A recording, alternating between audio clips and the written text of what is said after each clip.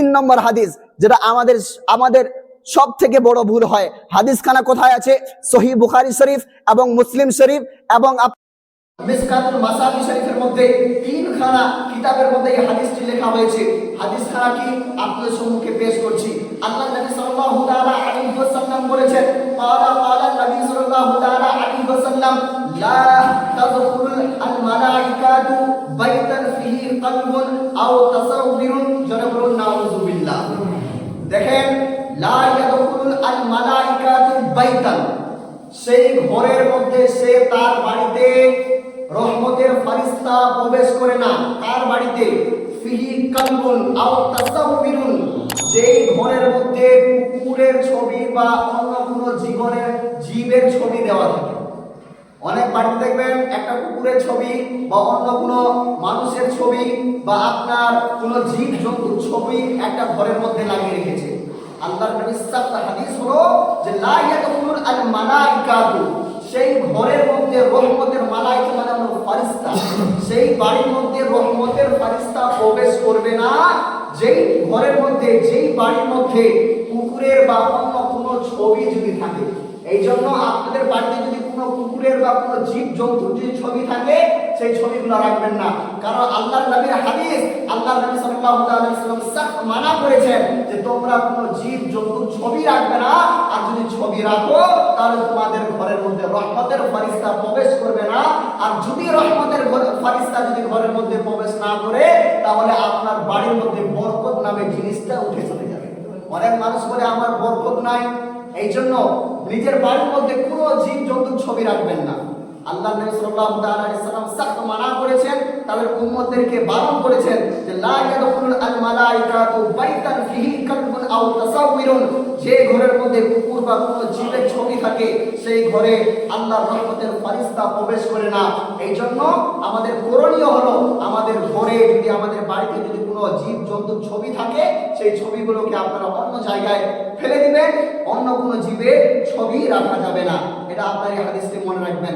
এই হাদিসটি বলে আমি আমার বক্তব্য কি করব। দেখুন 4 নম্বর হাদিস, আল্লাহ নবী সাল্লাল্লাহু তাআলা আলাইহি ওয়াসাল্লাম বলেন, আদ দুনিয়া সিজনুল মুমিনিন ওয়া জান্নাতুল কাফিরিন। জোরে বলুন সুবহানাল্লাহ।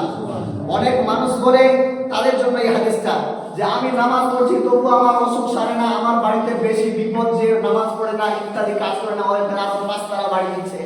এই হাদিস নবী সাল্লাল্লাহু তাআলা আলাইহি ওয়াসাল্লাম বলেছেন, আর দুনিয়া সিজনুল মুমিনিন ওয়া জান্নাতুল কাফিরিন, এই দুনিয়াটা মুমিনদের জন্য হলো জেলখানা। যারা মুমিন তাদের এই জন্য এই দুনিয়াটা হলো জেলখানা।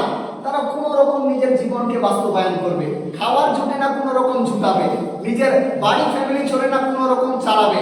আল্লাহ নবী সাল্লাল্লাহু আলাইহি ওয়াসাল্লাম বলেছেন, আর দুনিয়া সিজনুল মুমিনিন ওয়া জান্নাতুল কাফিরিন, মুমিনদের জন্য হলো এই দুনিয়াটা হলো জেলখানা, আর কাফিরদের জন্য হলো এই দুনিয়াটা বেহেশত, এই দুনিয়াটা হলো জান্নাত। যারা কাফির তাদের জন্য এই দুনিয়াটা হলো বিশাল বড় মौज মস্তি আনন্দ, 5 তারা 20 তারা লাখ লাখ টাকা কামানোর জায়গা, কিন্তু মুমিনদের জন্য নয়। মুমিনদের জন্য হলো এই দুনিয়াটা জেলখানার মতো। মানুষ যেভাবে জেলখানায় বসবাস করে, মুমিন এই দুনিয়ার মধ্যে না সংসার না ফ্যামিলি কোন রকম মেইনটেনেন্স করে, যেভাবে মেইনটেনেন্স করতে হয় সেভাবে মেইনটেনেন্স করে সেই দুনিয়াকে বাস্তবায়ন করবে। সুবহানাল্লাহ। এই 4খানা গুরুত্বপূর্ণ হাদিস আপনাদের সম্মুখে পেশ করলাম। এই হাদিস 4খানা হাদিস সহিহ বুখারী শরীফের মধ্যে ইমামে বুখারী আলাইহির রাহমাত 4টা হাদিস লেখার পরে হাযা হাদিসুন সহিহ, এই হাদিসটা হলো সহিহ সহিহ সহিহ বলেছেন। ইমামে মুসলিম বলেছেন হাযা হাদিসুন সহিহুন, এই হাদিসটি হলো সহিহ। মিসকাতুল মাসাবির রাইটার হলেন ওয়ালিউদ্দিন মুহাম্মদ আব্দুল্লাহ ইবনে খাতিব তাবরিজি রাহমাতুল্লাহ আলাইহি, তিনিও বলেছেন এই হাদিসগুলো হলো সহিহ। আর এই হাদিসগুলো যেহেতু সহিহ, এইজন্য এই হাদিসগুলোর প্রতি আমাদেরকে আমল করতে হবে। সুবহানাল্লাহ। যাই হোক, এই হাদিসগুলো মনে রাখবেন। ইনশাআল্লাহ প্রতি জুমাতে আমি চেষ্টা করব আমাদের জীবনে যেগুলো চলতে বেড়াতে যেগুলো হাদিস আমাদেরকে প্রয়োজন হয়, সেই জিনিসগুলো আমাদেরকে মানতে হবে এবং সেই জিনিসগুলো থেকে আমাদেরকে বিরত থাকতে হবে। আমার মূল্যবান বক্তব্য এখান থেকে করলাম। আমার কথাও ভাষার মধ্যে যদি হয়ে থাকে ভুল ত্রুটি আমাকে আল্লাহর ওয়াস্তে মাফ করবেন। আল্লাহ রাব্বুল আলামিন সকলকে আমাদেরকে ইবাদত করার তৌফিক দান করুন, সকলকে আল্লাহ রাব্বুল আলামিন ঈমানের প্রতি থাকার তৌফিক দান করুন। আপনাদের সম্মুখে কোরআন থেকে আয়াত তুলে ধরেছিলাম। আল্লাহ রাব্বুল আলামিন বলেন, ইন্নাদ দীনা ইনদাল্লাহিল ইসলাম, দুনিয়ার মধ্যে যত ধর্ম আছে সব থেকে যেই ধর্মকে আল্লাহ রাব্বুল আলামিন বেশি ভালোবাসেন তারই নাম হলো ইসলাম। আল্লাহ রাব্বুল আলামিন ইসলামকে ভালোবাসে, কিন্তু আজকে আমরা ইসলাম থেকে দূরে চলে যাচ্ছি। এই জন্য আল্লাহ যে ধর্মকে ভালোবাসে আর আমরাও যে ওই ধর্মকে ভালোবাসি, তাহলে জান্নাত আমাদেরই জন্য। আল্লাহ রাব্বুল আলামিন জান্নাত আমাদেরই জন্য সৃষ্টি করেছেন। আমার বক্তব্য এখান থেকে করলাম। ওয়া মা আলাইনা ইল্লাল বালাগ। আসসালামু আলাইকুম ওয়া রাহমাতুল্লাহি ওয়া বারাকাতুহু।